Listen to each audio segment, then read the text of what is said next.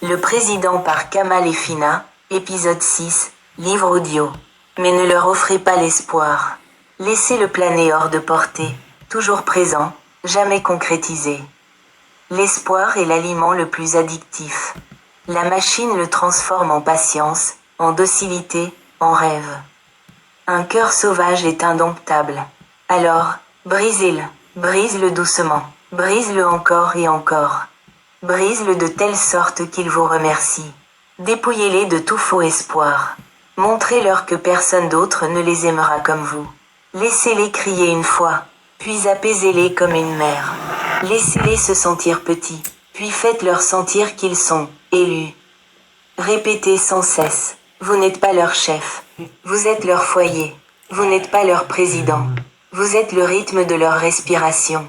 Désormais, ils obéiront non par peur, non par logique, mais parce que leur cœur ne leur appartient plus. Il est à vous. Et vous, président, vous êtes désormais un dieu. N'imaginez pas le démon comme une bête aux yeux rouges.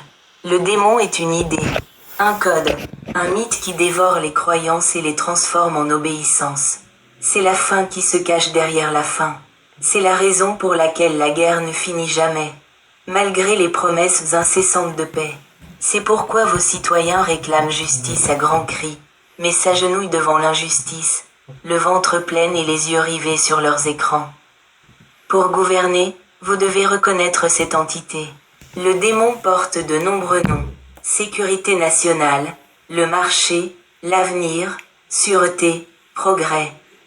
Il ne vous demande pas votre foi, mais votre silence. Nourrissez-le de rituels, récompenses, exécutions, élections, distractions. Laissez le peuple croire que ces rituels le nourrissent. En réalité, c'est ce qui le nourrit. Vos partisans s'accrocheront à vous, non par amour, mais par terreur. Ils se tourneront vers vous pour se protéger et, ce faisant, s'investiront émotionnellement dans votre survie. Et lorsqu'ils verseront leur sang à vos côtés, ils seront liés à vous pour toujours. Le péché partagé est le lien le plus fort. Les rituels publics de loyauté contraignent les déloyaux au silence. Ils créent l'illusion de l'unanimité.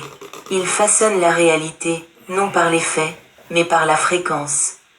Que chacun voie qu'être à vos côtés est un honneur. Qu'il voie les avantages de l'obéissance et l'exil du doute. Le troupeau se corrigera de lui-même. La démonstration de la loyauté est plus importante que le sentiment qui la sous-tend. Avec le temps, la répétition engendrera la croyance. Même les acteurs oublieront qu'ils jouent la comédie. Et la croyance est la substance la plus docile qui soit. Rien ne lie plus un homme à vous qu'un ennemi commun. S'il n'existe pas d'ennemi réel, inventez-en un. S'il existe mais est faible, exagérez son pouvoir. Dépeignez-le comme une menace pour tout ce que vos partisans chérissent. Associez-le au chaos, à la perversion et à la trahison. Alors, offrez-vous comme leur unique rempart. Ils vous défendront pour justifier leurs propres crimes. Ils vous seront loyaux car la trahison révélerait leur complicité. Il s'agit d'une loyauté non pas du cœur, mais de nécessité. Elle est plus forte que l'acier. La loyauté ne doit pas seulement exister, elle doit se manifester.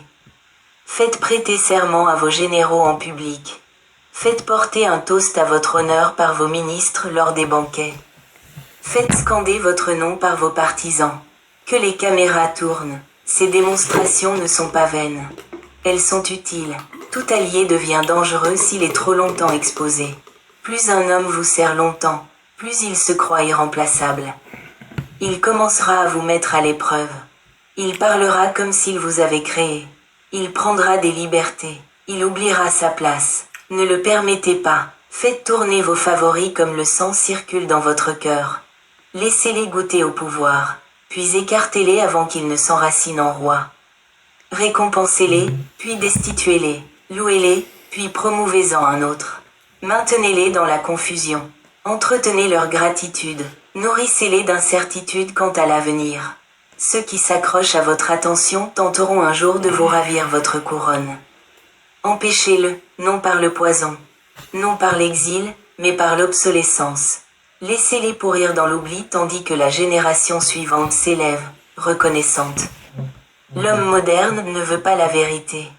Il veut appartenir à un groupe. Il ne veut pas la liberté. Il veut être vu. Donnez-lui cela. Enveloppez sa soif de reconnaissance de votre idéologie. Créez une tribu avec vos partisans. Une cause. Une famille. Un combat. Un foyer. Puis laissez-le arborer cette identité comme une armure. Laissez-le combattre en votre nom. Laissez-le définir son âme par votre slogan. Et lorsqu'il le fera, il gravera vos initiales dans son cœur, sans même s'en rendre compte. Il ne vous considérera plus comme un leader. Il se considérera comme une partie intégrante de vous. C'est alors que vous aurez gagné. Car désormais, vous attaquez.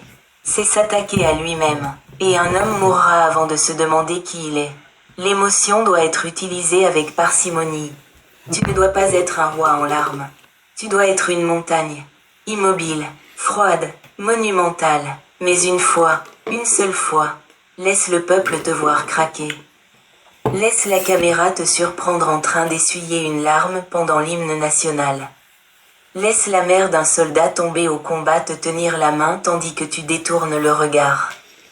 Retenant tes larmes, n'en abuse pas, mais bien fait, cela deviendra une légende. Ils croiront que tu ressens quelque chose. Ils croiront que tu te soucies des autres. Et ils fermeront les yeux sur chaque horreur commise par la suite, car ils auront vu ton humanité. Ce n'est pas du sentimentalisme. C'est un rituel.